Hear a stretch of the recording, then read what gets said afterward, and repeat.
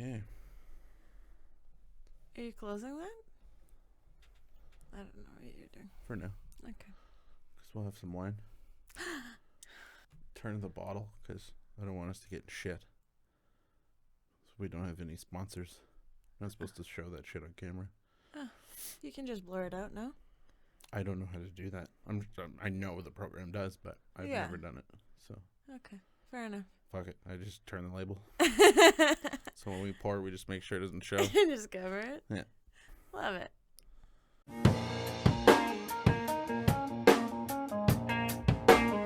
You make no sense. I know. Smith, what's wrong with you? I'm sorry. Get it together, man. We want to cut that out. Our jobs are definitely interesting. Yeah, to say the least. It took me a long time to grow up. I've been an idiot half my life. Because this is not a field where It's not for you. yeah, like a time at your job, you're gonna be absolutely miserable. Like things are not peachy day to day. So if you can't laugh at what's happening, as bad as it is, Some of it will be dark comedy, folks. We're not gonna lie. It's all love. We're just hoping there's a lot of workers out there who will relate.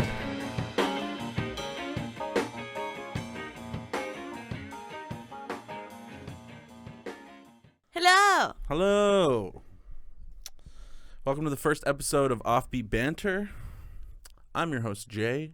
This is our other host, Lex. And we're here to talk about everything and anything mental health. There's going to be a lot of funny stuff, some serious stuff, a lot of good stories. We've got some fun people we want to be interviewing after this whole pandemic situation that we have entered. And yeah, we're excited. We're super excited. I Yeah. think it's gonna be fun. It will. We have a nice little setup here that we worked hard on, so we hope that you like the aesthetics of it. Trying to set the mood a little bit here. Oh, what kind of mood are you setting? Every mood possible. Oh, I want us to get into the nitty gritty of things, you know? sounds good. Is that why you have the wine out? Yeah. And it is actually, I guess, a special day. Is it? What's today? I don't know. I don't know. What is today? It's your birthday. The Dirty 30. Dirty 30. I turned 30 today, man. And it's kind of weird. It really is. How do you feel? Time's flying by. to say the least. It's Okay, but so I noticed up until I was 16, time was crawling. mm-hmm. As soon as I hit 16, all of a sudden it was like there was no stopping. Yeah. Did you have that distinctive moment where you're like, after that, it just started flying by and you don't know what happened? See, the issue is I started growing up really fast. Mm-hmm. I did things kids at the age of 14, 15 probably shouldn't have been doing. I mean, nowadays they're all doing it, so it is what it is. But I became very independent on specific things, and it allowed me to build a foundation, I guess, of what I am today. Mm-hmm. Mind you, it took me a long time to grow up. I've been an idiot half my life towards the important things, financial stability, you know, all that kind of stuff. Yeah. You know, growing up wanting to be a freaking rock star and the whole works is it's all good and dandy, but when it doesn't fully happen. We're sitting in your drum studio, so I feel like No, I'm definitely an accomplished musician, 100%, Yeah. and it feels great to be where I'm at. I've had amazing experiences, but it got in the way of me being smart about things. yeah. I would never keep a job. If I got a gig on a weekend that I had to go work at the grocery store, I said, well, fuck that. I'm doing the gig. And if I got fired, I got fired. Yeah. So it never came first. Music was always first, but at the same time, I wasn't dedicated enough to make it a full-time career. Mm-hmm. So I've always had to push to pay my bills in order to do my craft and allow myself to somewhat be, I guess, a part-time professional drummer. Yeah. So yeah, that being said, like, I was just an idiot about how I chose to do things or chose to deal with specific things. Okay, but I gotta ask you, as a super anxious person, and I know that you have anxiety about certain things as well. Of course. How did you not care that, you know, you abandoned jobs and you didn't show up when you were supposed to and just said fuck it to things. Like, I could never. The responsibility aspect and the anxiety behind that, like, I have to stay responsible and I have to commit to the things that I've committed to and I have to go through with them because I have said I would. That anxiety just would never allow me to do that. The anxiety is different for me. You, at least from what I know of you, you are very obligated, especially towards your work. Mm-hmm. I mean, nowadays, so am I, especially because we're in a professional career now. But I was a very anxious person towards leaving jobs, but it was just like I couldn't confront someone and say, hey, this isn't for me or whatever. I would just leave. That's how naive I was. And Okay. I just, you know, that's how I dealt with it, was running from actually dealing with the situation. Okay. So your anxiety was very different. It was like 100 escape based. I need to get away from it. I need to avoid confrontation. Yes. Okay. 100%. My way was like I have to avoid confrontation by just keep doing it and Right. showing up and committing and overworking myself to death. Until I started working in management positions in sales and had to sort of overlook specific people, Mm-hmm. I could not address issues with people, especially if it was on my end. So That's interesting. I mean, it is what it is, and I wish I wasn't like that, and I'm a lot less like that now, but You're still a lot like that, though, in a lot of ways. well, and I can't stand when people don't like me or have something against me, or I've created. Yeah, and I don't some get sort it of- because you're so not like that. I can't burn bridges, but I've done Yeah. it with almost every job I've ever That's what I mean. It makes no sense, Yeah, right? You're yeah. abandoning things and you're running away and Yeah. you're completely avoiding confrontation, but you're absolutely terrified of what people will think. I've even done it in bands. I've been in so many bands over the years. Yeah. And, you know, some of the guys tuning in who have played with me over the years would probably agree that I love things done a specific way. And on top of that, I push and push and push. And sometimes it's been in situations where the band isn't where I wanted it to be successfully. Yeah. And I wanted to get there in 2-3 months' time. And specific guys, not saying they're not driven, but they have a total different view on it. And it would always get to me. It would dig away at me inside. So, Yeah, but that's because you have an issue waiting for things.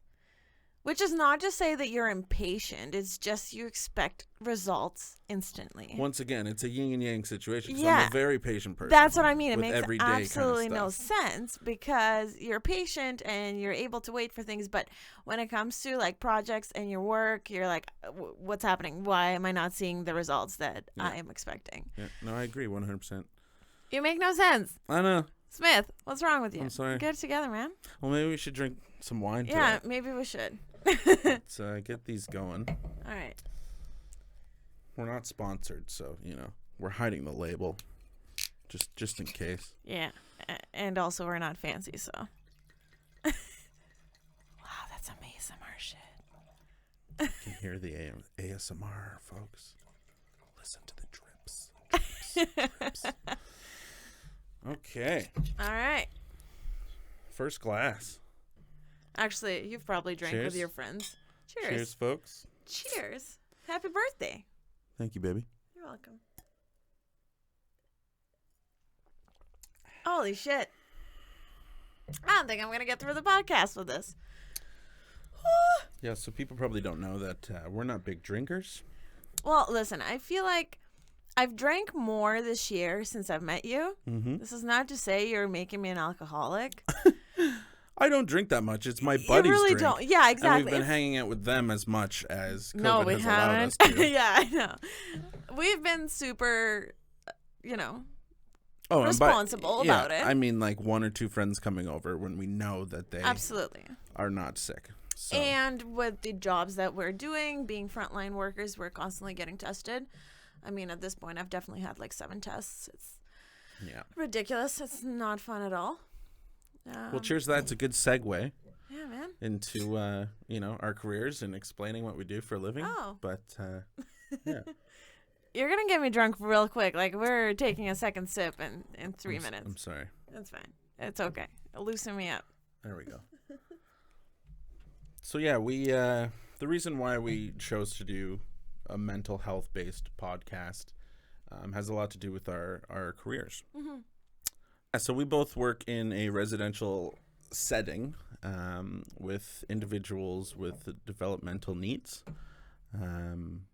You are working with anyone from the ages of 18 to around 25, let's say, on average right now? Yeah, I think my oldest client is maybe early 30s, late 20s. Okay. But for the most part, they're Yeah, absolutely. just out of their or going into their adolescence. Yeah, absolutely. They're probably early 20s, majority of them. And I'm working with youth anywhere from ages 10 to 18 for the most part. Mm-hmm. We have one individual who is over age at the home, but that's a whole other, story. Yeah. For another time. Our jobs are definitely interesting. Yeah, to say the least. You need to have a lot of patience. You need to have a lot of understanding, especially of the autistic spectrum. Yeah. And the differences between different levels of the spectrum. But I love it, and I know you love it. And it's a big part of why we're starting this podcast is to sort of allow a different setting or a different type of self-care for workers out there. Absolutely, because I think it's important and not many people think about it. A lot of frontline staff and a lot of workers in homes and group homes and other residential settings, they're just running and burning themselves out. Yeah. It's kind of crazy. Yeah, and it's funny to think that, there's so many times when, at least in my setting, and I know it is for you because we do it every night, we're constantly talking about the stories and things that we go through on a daily basis. Yeah. Because the stories can be absolutely ridiculous. There are some boring days as well, but for the most part, like, we always have juicy, funny... Well, and it's either scary like things to tell each other. Yeah, you either go through a hell of a day where you come home and you're like, I cannot even talk about it. Yeah. And then you laugh about it a week later, or you're like, this most ridiculous shit happened. You need to hear this. Yeah. I can't believe this is my life. 100%. Yeah, it's great. Yeah. But if you can't laugh and if you can't have a good time at your job, you're going to be absolutely miserable because this is not the field where... It's not for you. Yeah, things are not peachy day to day. So if you can't laugh at what's happening, as bad as it is... Yeah, and I mean, some of it will be dark comedy, folks. We're not going to lie. Yeah, but I mean, it all comes from... It's all love. We absolutely love the individuals we work with. They're extremely special for so many reasons, and I wouldn't change it for the world. Absolutely. But yeah, we are gonna make fun of some there's gonna be stories some and gray area. We're just hoping there's a lot of workers out there who will relate. Hit us up in the comments if you like what you're seeing. If there's any specific topics you want us to talk about, let us know. Cheers. Cheers. Just keep getting drunk. You love your red wine, eh? Absolutely love it. I'm definitely a white wine kind of gal. It's my dad. He's a connoisseur of wine, man. He absolutely loves his reds, and he's taught me a lot about it. And yeah, he really got me on at a pretty young age. So I don't see your dad as a wine drinker. I feel like he's more of a liquor kind of guy. It's funny. He's actually the opposite. My dad'll drink his whiskeys and specific liquors, but he's always been a beer and wine guy. Yes. More wine than beer, I think, nowadays. But my dad goes between like fruity, borderline feminine cocktails. Yeah. With like a UU straw and a little bit of a pinky color to it. To like cognac only. Like, this is a man's drink. I was gonna say, there's no in between. There's no in between. Russian mobster style drinks in there. Yeah, absolutely. But then he'll make like a fruity cocktail and he's like, here, have it. And he won't stop until you drink it. Yeah. And I'm like, this is way too sweet. I can't drink it. This is the sweetest thing. Oh, jeez. So how did we end up here? What? For those of us who don't know. Yeah, so Lexi and I are together. We have been together for 5 months now. We have also only known each other for about 6 months. Yeah. Not even. I would say within the first 3 weeks of meeting each other, we were dating. We were dating a week after. No. We were dating 5 days after meeting each other. Okay. All right. Just put it out there. The world needs to know. What the fuck? We moved in together 2 months after knowing each other. So dating 5 days after meeting each other is not that weird. Very true. And that's where we got this lovely studio today. Yeah. It's an addition onto the house that we're pretty happy about. Absolutely. It's actually the other half of this studio that you guys can't see is my drum studio. So it's a multi-purpose studio, and we're pretty stoked where we're at with it. And yeah. Well, I know how excited you are. I remember when we were looking for a place, it was the dream at the time, and it was like, I wish I could have an extra room, and I wish I could have the space to have a drum studio. And we were looking at some extra bedroom apartments, but I don't think it would have worked as well if it was a part of the house, if it was just a bedroom. Mm-hmm.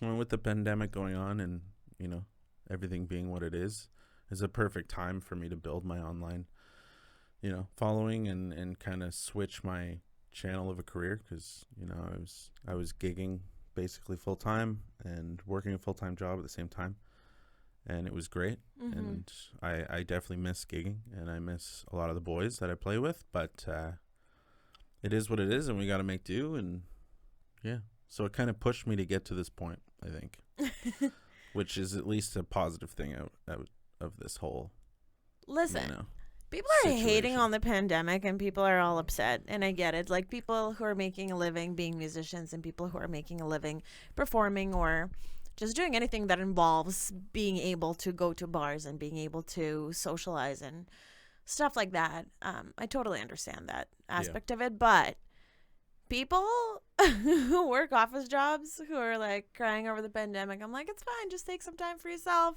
for your family, hang out at home. Live your best life. Yeah. That's my dream. I know. I'm living my best life. I have never been happier than we're in a lockdown again. There we go. Fucking cheers. I don't have to see anyone. I don't have to go anywhere. God, this is great. Yeah, so she might come off very extroverted to our viewers and our listeners, but she's definitely borderline a sociopath. And definitely an introvert. Definitely, yeah. You know how to speak your mind, and you know how to hold a conversation 100%. Yeah. But I would absolutely rather not. 100%. Yeah. I love talking to people, and I love getting to know people in the moment. Yeah. But the idea of meeting people and talking to them, and the idea of afterwards, like, what have I done? Like, I can't believe I just went through that, the afterthought. Well, let's get into the psyche of it. Is it the anxiety of it? You know what? It's so weird. I used to be the most extroverted person. And anyone who knew me in high school would tell you that I was the most extroverted person they've ever met. Yeah. All I wanted to do was socialize, hang out with people at all times. You couldn't stop me. Like, I hated being alone. Mm-hmm. I think it's just been in the recent years, I would say 3 to 5 years, that I've really started enjoying my alone time and being able to take my days by myself. And before I met you, I really spent the days that I wasn't working, I would spend by myself, and that was the greatest thing ever. Yeah. And I think it's because I was working so much. And I used to work in customer service. So for me, coming home, and I would only have one day off. Right. So I would spend 12 hours for 6 days a week, every single day, socializing with people. So the one day I had on Sunday to come home and be by myself. Just to shut down. Yeah. I really started to appreciate that alone time.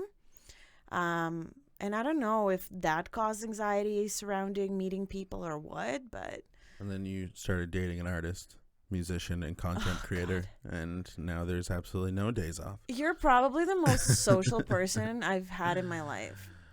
And I didn't think that was possible. Like, I thought I was social. I really did. I thought I was a really social person. Yeah. Until I met you, and you started, like, hanging out with people without making plans 17 days in advance. Oh, yeah. And it's just wild. It's just absolutely insane. Who does that? Normal people. No, you're a sociopath. No, I'm Listen. not. I'm a normal person, and I just don't. I love spontaneous situations where it's like, why? Why would you want to? it's only specific spontaneous situations. Like, for Is example, it spontaneous I don't situations that you plan? mostly, yes. Yeah, okay. Yeah. Like you need to be in the control of. Unless it's coming up something with I'm the really idea. down with. Like, if, for example, if it is someone who's like, yo, I want to come visit this weekend, Yeah. then I'm all fucking about it. But that's because I absolutely love hosting. You know that. So, and now that we have a beautiful home to host people at, But that's I the thing. want See, to I show love off. hosting too, but if I feel like I don't have enough time to prepare, I feel like I don't have all the things I need to be the great host that I want to be. yeah. And that causes anxiety about having people over because I'm like, what if I don't have everything clean? And if I don't have things that they need, what if they forgot things and I don't have extra stuff for them and this and this and this and this? And it's just, I started spinning. No, it makes sense. You know. You know. Once again, you're going to learn that we're complete opposites, folks. Oh, yeah. So a lot of people don't know, but we're completely different people. 100%. Yeah. Like ridiculously different people. That's what's going to be fun about this podcast. Yeah. Instead of fighting like normal couples, we're like, fuck it, let's start a podcast. Yeah. Like let's fight, record it, and show it to the world. Yeah. Yeah. Hoping the world watches. And votes for me. Oh. I was just put a poll here. So there's going to be Team Lex and Team J? Yeah, absolutely. Uh-oh. You know you're losing. Now, we've got some great guests that we're going to be bringing out within the next few months as well. Some friends from work and different people from different industries that have great stories. And, yeah, I'm really excited. I'm excited too. I think everyone's fucked up in their own way. And it would be really interesting to see where people's lives led them to and where they came from. I also think we're great at bringing that out of people. Prying things out of Yeah, people. we get people to say things that they probably didn't think they'd, I don't know. say out loud. At least I feel that way. Yeah? Oh, yeah. Do people confess things to you all the time? Oh, yeah. Yeah. I've been a therapist for many, many years. Just because I'm a great listener, that's all. When I want to be. I was going to say, I don't know if you are. No, it's the ADD. If I'm not doing anything and I'm listening, then we're good. Oh, it drives me mental. If I'm Yeah. talking to you, And I'm like more than half the time, 75% of the time, halfway through my sentence, not even a conversation, a sentence, you just like pick up your phone and you're looking something else. And then you're typing and then you're watching videos. And I'm like, are you insane? This is wild. What are you doing? I'm still here. Yeah. I know you're there. Okay, but you can't listen and watch your shit or text your people at the same time. You know that, right? I hardly ever do that after you start a conversation. You do that 75% of the time. That is my statistic. That is what I'm going with. Put it out there. It's got to be a lower statistic than that. No, I've collected data. Don't kid yourself. Oh. Now we're getting into You're- analytical data here. You're messing with the wrong person. Gee. Listen, there's things that drive me crazy about you and then things that drive you crazy about me, I'm sure. Oh, 100%. What do you mean? This was a test. You were supposed to say no. No, this is what this podcast is about, baby. We want to open up. Let's open up. Okay, but like we were talking about the other night, I think it was last night, I was saying, I'm like, fuck, you totally called me out on my shit. And I know you're right. I know I'm doing it. And you hate when I'm Oh, right. it's that I never agree with you. I always say no to everything you say. Yeah. Yeah, I hate it. But Yeah. I can't help it. Yeah. I don't know what to do about it. Maybe just stop saying no. I Maybe don't- trust your boyfriend a little more. I don't realize it in the moment. And it can be the stupidest shit. You'll be like, oh, it's snowing outside. I'm like, nope. Yeah. It's like, no, I'm fucking 110%. And you're like, no, I'm 10% outside. sure. It's snowing. Yeah. Nope. Yeah. I don't know what it is. I don't know. I think it's like, I didn't come up with this. How can you be right if I'm always right? It's awful. I mean, you call me out every time, and I'm like, fuck. Yeah. I don't want to admit it, but he's right.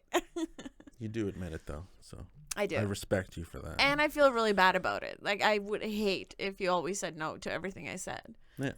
I have no idea. That's what I how to try and make it make stop. you do, though, is put yourself in my place. I know. I'm not good at that, though. No, you're terrible at it. I know, which is so weird. Like, You know, absolutely terrible at it. being so, I would say, well educated Yeah. in mental health and, you know, being empathetic and sympathetic to people and their feelings, I'm really not good in doing that when it comes to like my direct people. All right. Like in my relationship, I really don't do well with putting myself in your shoes when it comes to dealing with me and arguing with me. I'm sorry. So for those who don't know us, I am Canadian through and through. I was born here, raised here. I've lived here my entire life. But our little luscious Lexi over here is from Mother Russia. And she actually came over when she was 14? 13. 13. See, I'm already messing it up. I'm Close enough. gonna let her tell the rest of the story. So let's start before that. So childhood, what was it like? You grew up in St. Petersburg. I sure did. It's a beautiful city in Mother Russia. Yeah, I want to go so badly. You should. Your grandmother's been, and she loves it. She So does you know love what? it. Shout out to Jima. She's a wonderful woman. She is an absolutely wonderful She's woman. been to a lot of amazing places in the world, and it's made her an amazing writer and an amazing all-around person. Oh, absolutely. She's a total fucking hippie, and I love her. So. This is where you get it from? Yeah. So yeah, if anyone's into murder mystery books out there, my grandmother, an amazing author by the name of Kathy Astolfo. Yeah, you can check her out online. So, Anyways, back to the story back to the story. of little Lexi. Yeah. So you're in St. Petersburg. What school did you go to? What was it called? 101st. 101st. Yeah, we have numbers of schools, not names. Wow, Yeah. that's weird. That's why I was like, Within don't like, ask. the entire country, or is it zoned? I have Fact, no idea. fact check. Fact fucking, check, folks. I have no fucking clue, but in the city for sure. I would assume everywhere. Huh. Yeah, and I mean there is like gymnasiums and there is actual schools and then there is whatever I told you I went to when I Googled it and figured out what it was called. I do not remember what it is because it's not a word I've ever seen in my life. Wow. And I don't think you did either.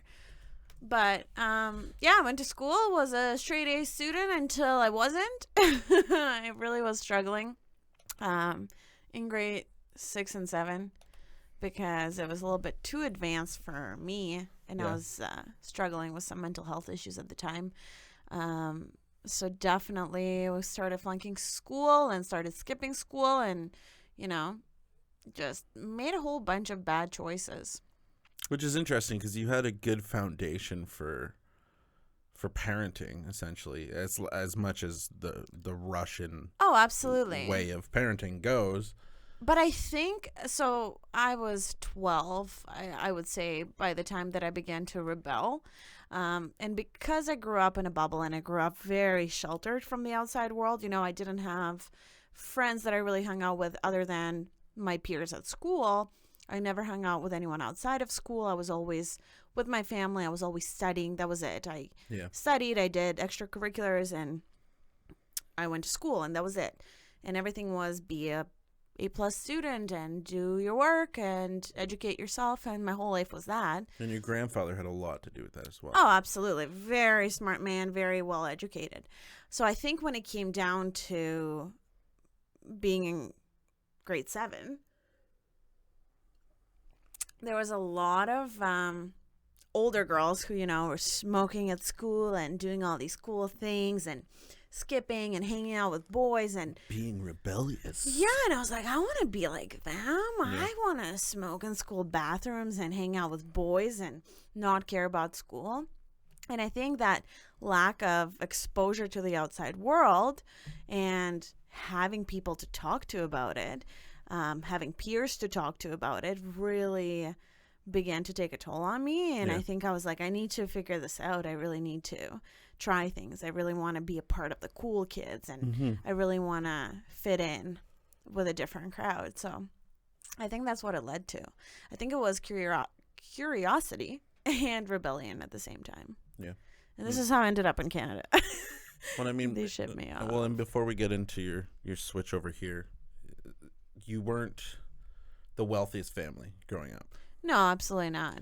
Your mother, I mean, to this day, your mother does all right. She makes enough money, but Yeah, I mean, by no means do they live the bougie life. the over bougie there. Russian Yeah. life, but Is it a lot like, for example, India, where there's high caliber, and then so you're either rich or you're poor. yeah, essentially, is absolutely. what I'm getting Yeah, at. if So you're same concept. if you're Okay. corrupted and you're crooked, you're rich. Yeah. And if you kind of a normal citizen living your normal life and working your normal job, then you're pretty much not making much. Yeah. They make a lot less than you and I make. You know what I mean? Yeah. To my mom, it just comes down to she's very smart with her money and she puts away a lot of her money. She only spends what she needs to spend, and she, doesn't really act recklessly with her finances, Right. which I admire. But, yeah, Okay, now let's go to the switch. So you moved to Canada. moved to Canada. Culture shock. Yeah, absolutely. I remember we talked about this one day, and you were talking about how you were absolutely in awe by Canadian girls your age and the difference in their mannerisms and how they were acting. And Yeah, it was just very different. was it the accent as well? Listen, I came here in grade 8 and I probably could not speak any English. I mean, it's like, you learn French in school, right? Yeah. So imagine you going to France. Like, this is pretty much what kind of knowledge of the language I had. Okay. I learned it in school, but that was about it, really. Right. So I've never spoken it. I've never heard anyone speak it for more than what you hear the teacher say in class. Mm-hmm. So having an actual conversation was absolutely impossible. I couldn't keep up with what people were saying to me. I kind of understood words here and there, but it was so hard for me to keep up. Yeah. So I was a super awkward immigrant kid that did not speak English. So my first year was super awkward, for sure. Yeah, I did not have any friends in grade 8. Oh, my Yeah. baby was a loner. I was a loner. Poor Lex. Yeah, and then I went to high school, met some people. I learned the language by grade 9. So by the end of grade 8, I really started picking up the language. My accent was super thick, which was hilarious for most people. So I definitely got teased for it a lot, which didn't really bother me. But by grade 9, I made some friends. And then like grade 10 and 11 was the peak Yeah. of when I really made friends and I really had a core group of people that I hung out with. Mm-hmm. So I really enjoyed high school. Like, as much as people hate on high school, that was probably the best years of my life. That's when you bloomed, eh? That's when I bloomed, Lost the sense. accent, was the popular kid in school. To be honest, that was me too. I was very popular in high school. I mean, I was popular in grade school too, but some of my best years definitely were in high school. I did a lot of crazy shit as well, but Your slutty years. I mean, I've had a lot of those. Let's be honest. But no, just my high school was very, very much like what's that movie? Mean Girls. My high school was very much like Mean Girls, where each group was very segregated. Like, it was very Cliques. yeah. Yeah. You had your nerdy kids, but then even ethnicity wise, it's like all the Latin kids hung out, all the Portuguese kids hung out. Yeah.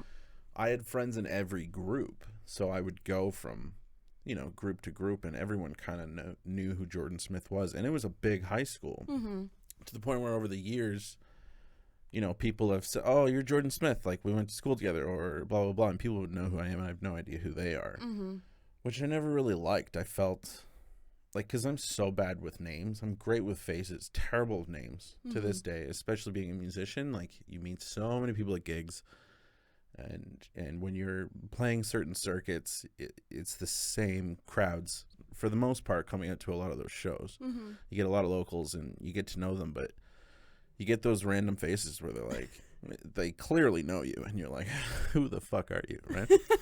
As soon as you go, hey, buddy, what's up? Yeah. And it's like, you have no idea who that is. Yeah. But you're rocking it. Yeah. Anyway, so high school. High school was good for you. High school was great. Yeah, no, I really loved high school. Now, I guess we got to tell a bit of the story about how, whatever you're comfortable with, of course, how you came over here, your relationship with your dad, and what it has come to be today. And the changes, I guess, is what I'm after. Can we get into You're the juicy after stuff? the juicy stuff. I want the juicy stuff. I know. Yeah, absolutely, man. Let's just open that can of worms. Yeah. So before high school, you come over here. You're 13 going on 14. Yeah. Not the greatest relationship with your father. I mean, it wasn't that we didn't have the greatest relationship. We just didn't really know much of each other. Right. He moved when I was probably about 6 years old. And then I believe he's come to visit me once between 6 and 13. Okay. So, and that was probably around the age of 9, 10. Now, to clarify, he moved to Canada. You're still in St. Petersburg. Yes. So okay. He moved with my stepmother here when I was about 6 years old. And then he came back to visit. I believe I've seen him once. Okay. As you know, my memory is absolutely terrible with important moments of my life. Yeah. So I have no idea. But I do remember the backpack he got me, which was the greatest thing ever. So he came to visit once. You know, we had like an awkward, hey, hug each other. Here's some gifts and whatever. But I really didn't know him. He would call and we would talk all the time. But it was very much, hey, how's it going? How's everything? Good. Small talk, yeah. Absolutely. Like, what do you talk about? Non-emotional stuff. Well, and especially with a child, right? I was 10 years old, 11 years old. What do you talk about? Right. When I was 11, winter of 2003 going on to 2004, I came here to visit for the first time. Okay. So I spent a couple weeks here. Went to Niagara Falls. Super exciting. It was awesome. I loved it. And then I kind of started coming here every single summer for 2 months to visit. Okay. So I did that between the ages of 11 to 13. And then finally, when I came for the summer, when I was 13, I ended up staying here. I do think I had a return ticket, and I just never used it. I just ended up staying here. And now I'm an illegal immigrant. I'm just kidding. I am now a citizen. She is a citizen, folks. I am a citizen. So, yeah. Very, very weird. And you know what? I don't remember most of it, which kind of sucks.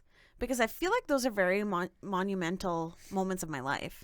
Oh, 100%. And I feel like I should know. Because I feel like there's some sort of emotional stuff that was going on at the time. Like, it was a big change. Yeah. And it definitely affected me in certain ways. But I don't remember it. And I can't address it. It's interesting. Sucks. Yeah. Because there's so many people in the world who go through that. Yeah. And I can't imagine. You look at, like, the disparity behind some of it, where they have no choice. Yeah. Or it's literally to save their lives. And it absolutely blows my mind. Or the stories you hear in the news where it's like they're being sent back to their country and they're like, literally, if you send me back, I will be killed. And it's just, it's absolutely insane. Oh, absolutely. The world we're living in. But it's fascinating, to say the least. Yeah, no, I definitely wasn't getting killed or anything. No. You came for good reasons. I did. I definitely came here, and it was important for me to do so because I couldn't stay where I was anymore. And I think my mental health was really deteriorating being where I was school-wise, and it just wasn't a good environment anymore, and I couldn't take it anymore, and there was no way out of it. You know what I mean? I couldn't stop going to school, and it wasn't about changing school. It was just the pace, and it was about the stress and about the responsibility that was on me at the time to keep up with the things that I couldn't keep up with anymore. Yeah. So it was definitely affecting me a lot. So changing that and maybe taking me out of that comfort zone was a good thing. Mm-hmm. So, yeah, I moved here. My dad and I had a little bit of an awkward relationship, I guess, at first. It was nice and friendly, but you could definitely tell it was like two strangers living together. Okay. Yeah. Yeah, it was very civil and nice, but I'm like, I can't talk to him about anything. Like, I can't. Right. I'm pretty sure this is total TMI, but I think it was like around that age when, you know, the girl gets her first period kind of thing. And I was like, who do I talk to? I hid it from everyone for like months. Couldn't tell anyone. Had no idea what to do with it because I wasn't comfortable to talk to my stepmom about it at the time. I was going to because say, I so just your stepmom was in the picture at this point. yes. Okay. They moved out here together. Ah. Yeah. Okay. So, but I definitely wasn't comfortable talking to her about it. Yeah. And I was a very shy kid at that point. So, and I couldn't talk to my dad about it. Right. So I just hid it and it was a mess, literally. But Oh, God. for months, like I couldn't figure it out until I finally found the balls to tell my mom. And my mom's like, oh, God, Jesus, here's what you do. You know. And then finally I could talk to my stepmom about it. And thank God. But it was such a taboo for a young girl, you know, and I definitely felt really lost and I felt like I couldn't talk to anyone. Yeah. And I think going through those ages between, you know, 13 to 17 and feeling like you can't relate to anyone and not having anyone that you can open up to adult-wise and talk to Right. was very hard, Mm-hmm. which therefore led to a lot of, I guess you could call them questionable choices. I wouldn't say I was a rebellious teenager, and I wouldn't say I was an awful teenager by any means.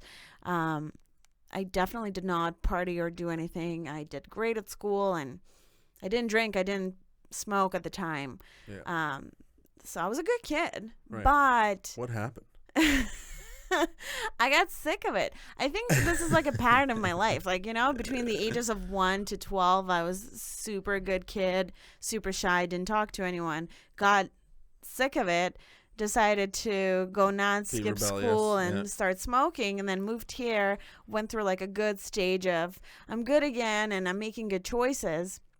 And then I turned 18, 19, and I was like, screw that. Yeah, fuck Life's that. too short. Let's party. Yeah. Exactly. So that was the time that I started understanding that there's certain things inside of us, you know, in our heads, in our brains that are making us feel that way. But I definitely didn't know enough. I didn't know anything about mental health at the time. But yes, as I was saying, that was really causing a lot of strain on my relationship with my father. And I was kind of struggling to build rapport and build a healthy relationship with my stepmother at the time. So Right. that was affecting my relationship with my father as well. Which I guess, seeing how they moved here when you were 6, you really didn't have much of a relationship with either of them because of No. the age you were when that kind of broke off. Like, you didn't know anything about your stepmother, did you? I think When I've moving met here? her a few times. Okay. I do remember staying at their place when I was probably 3-4 years old, but you know, I just remember certain things. Like I don't actually remember having any sort of relationship with them Right. at that point. So yeah, it was definitely very difficult to build a relationship because I had my personality and they had their personalities, and it was very hard for them to kind of mesh with me. Right. So yeah, it was a struggle. We definitely struggled a lot, and there was a lot of things that kind of just snowballed over time and over the years, and it went from, you know, the resentment between the ages of 14 to 18, and then me dropping out of university at the age of 18, and my dad being unhappy about that. What was the first program you took? Mental health and neuroscience. Right. So dropping out after my first semester, you know, that was really a big deal for my dad. Because to him, I was like, life is over. You're not going to go to school and you're not going to achieve anything, and that is not the goal. Right. And I was like, I'm 18. I have no idea what I want to do. That's a huge thing in the Russian culture where it's like you get an education, you go to school, you get a job. And I mean, make like, a family. Yes, and the timeline there is you graduate in grade 11. So you were about 16, 17 years old when you graduated high school. Interesting. You go to university, and by the time you finish, you're 20, 21. And by then, you're most likely married and have kids. So the development stage is just earlier and Absolutely. faster. Absolutely. Okay. So it's like, how can you not know what you want by the age of 18 if in a couple of years you're expected to have a family and a child? Which I'm sure a lot of parts of Europe are like that. Oh, absolutely. I'm sure it's very much a North American-based thing where development is very delayed. Absolutely. And I mean, I think right now, like, Russia is really catching up to the Western culture when it comes to kind of slower development when it comes to that. You know, kids are not getting married at 17 anymore, thank God. Mm-hmm. But to my mom and, you know, my parents, that's still kind of a shock. Right. Not my dad so much anymore because he's been around and he kind of sees the culture and he sees the society and the societal norms when it comes to people my age. But for my mom, it's still such a shock. You know, she got married when she was 19. And it was absolutely normal. And now she's like, people are not getting married until they're in their late 20s. That's wild. They're not having kids until they're 30. That's insane. You can't be that old. Like, I'm too old for them to be having kids anytime soon. Right. Or ever. At this point, they're like, ooh. We might have to close caption these podcasts just so your mom can watch them. She doesn't speak a lick of English. I don't think she should. Just kidding. There you go. I'm just kidding. I have a great relationship with my mom. We have a very open relationship. We talk about a lot of things that moms and daughters probably do not talk about. So. No, I'm glad you guys have a great relationship. It's good. Which also took years and me moving away for us to develop that relationship. Yeah, that's the other side of it, I guess. And that was one of my other questions was going to be, how did your mother handle it? She knew it was for the best, but I mean, losing your only daughter, that's got to be. Yeah, absolutely. Like, I can't even imagine being. I shouldn't say losing. No, not losing. But at the end of the day, you know, she wasn't in a relationship. She was still living alone, and I'm still the only child to her. And, you know, she has her parents and she has her brothers. So that's great. But still losing, like, her immediate family, her child, you're her baby.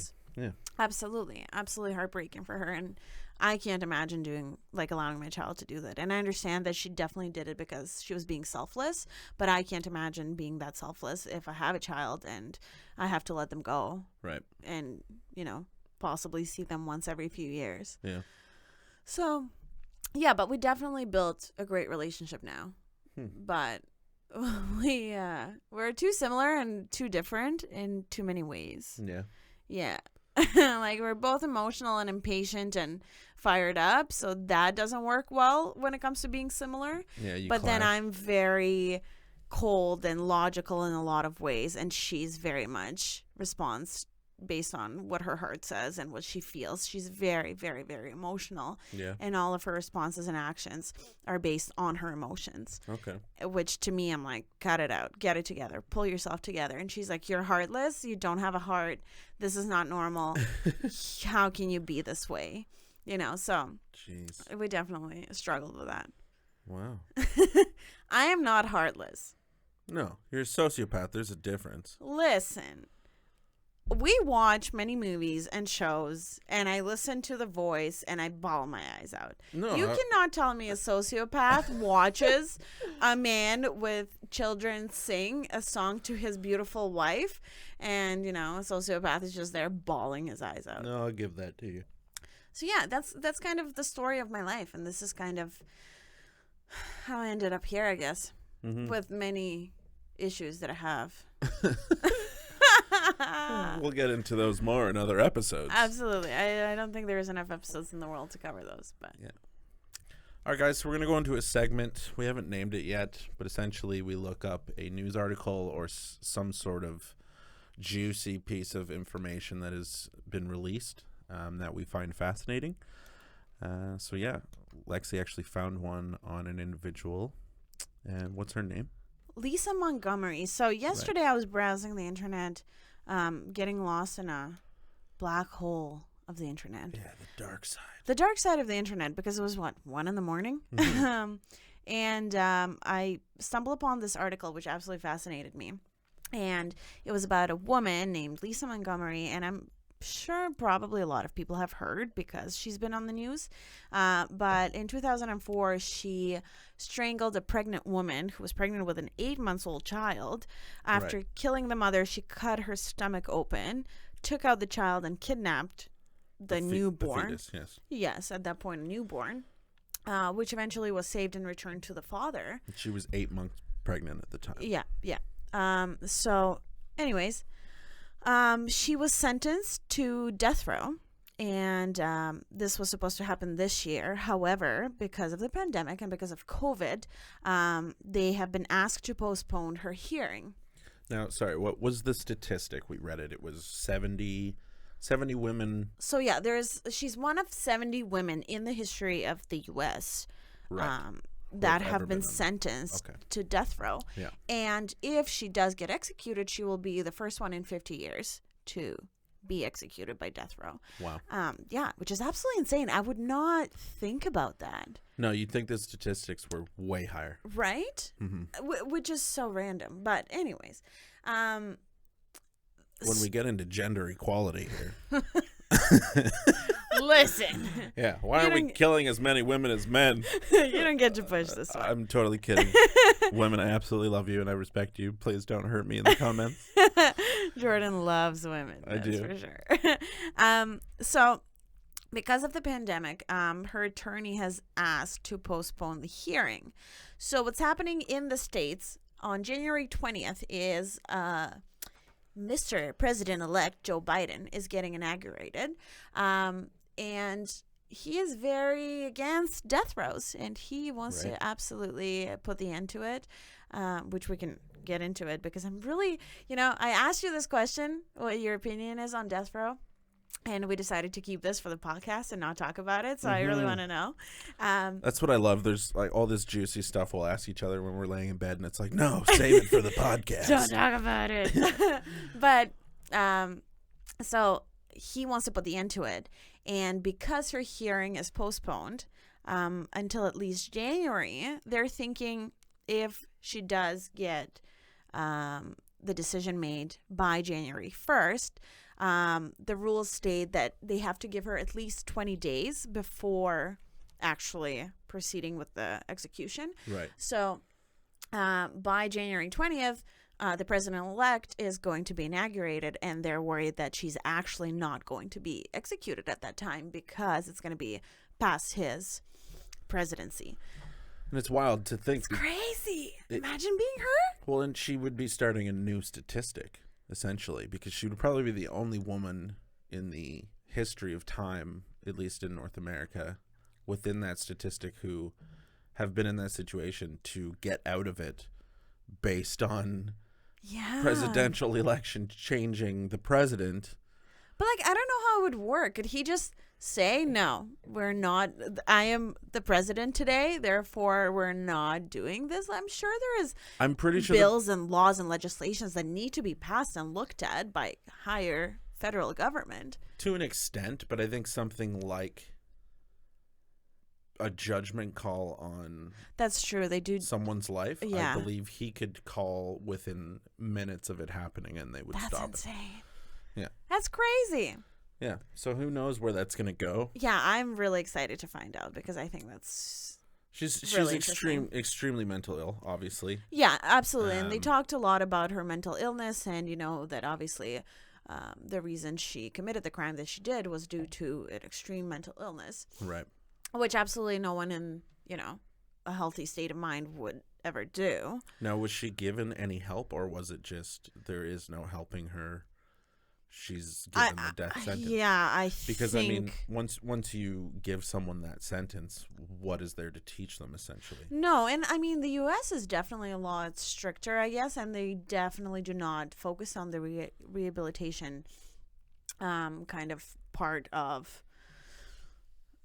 imprisonment, which Canada hasn't been in a long time before the recent years either. Like, I don't think that this was really a thing until recent years. Well, I think it's time to wrap up. This has been good, though. It's a good start. It is a good start.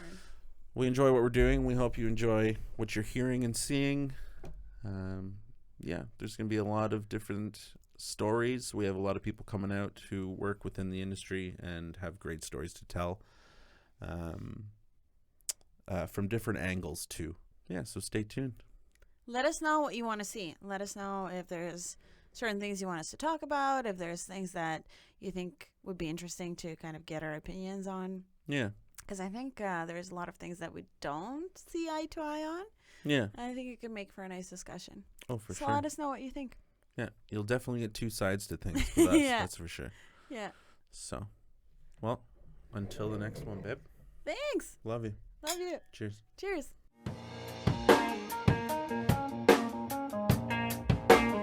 You make no sense. I know. Smith, what's wrong with you? I'm sorry. Get it together, man.